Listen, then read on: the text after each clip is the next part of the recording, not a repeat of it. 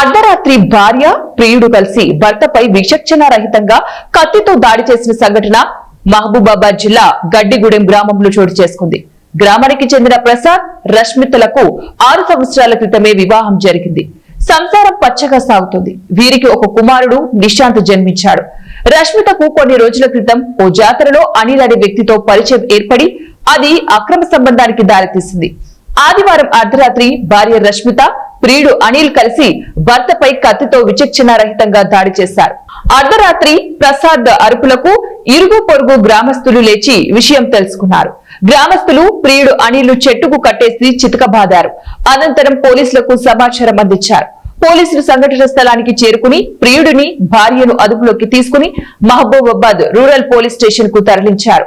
భర్త ప్రసాద్ ను చికిత్స నిమిత్తం ఓ ప్రైవేట్ హాస్పిటల్ కి తరలించారు. అట్లా తొవ్వ ఉన్నది నీకేరక్క ఎట్లేరక అసలు నీళ్ళు తాపిస్తాం కానీ 2 రోజుల కంచి తిరుగుతాడు మాట చెప్తా. అరే నువ్వు చెప్పురా, ఎందుకు ఎవరు రమ్మన్నారు, ఎవరు రమ్మన్నారా, ఎవరు అరే ఎవరు రమ్మన్నారు చెప్పురా, నీ మంచి కూడా చెప్తారు. అరే వాళ్ళ నాన్న వస్తే డైరెక్ట్ కట్ అనుకుని ఇక్కడ పెడతాడు దెబ్బ. జైలు పోతే నీ ప్రాణం తీసుకోకురా నాయన. జైలుకి పోతే ఏం కాదు, వాళ్ళకి పిట్టి కేసు అయితే వీళ్ళందరూ చెప్పు. అరే ఎందుకు వచ్చిన ఎవరైనా రమ్మన్నారా, ఎవరైనా రమ్మన్నారా? అరే చెప్పురా, మంచిగా లాపిస్తా కానీ నువ్వు చెప్పురా, ఏమేమి చెప్పు చెప్పువే. మంచిగా ఫోన్ చేసి అరే కట్టలు తినకు సుల్లిగా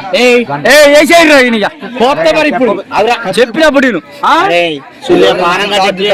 ఫోన్ చేసి ఫోన్ చేసి వాళ్ళని చంపన్నారా లేదా నీకు ఉందా చెప్పురా సుల్లిగా చెప్పువే. చెప్పు మర్యాద అడిగినప్పుడు చెప్పాడు లంజోడుకు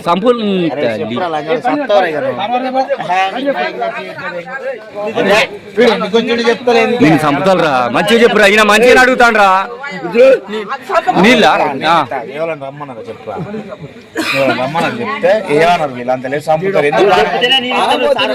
అరే ఎవరైనా ఫోన్ చేసి నిన్ను రమ్మన్నారు పలానా ఎవరైనా చేయన్నారా లేకపోతే నీ పేరు మేర ప్రసాద్, మా ఊరు గడ్డిగూడెం గ్రామం.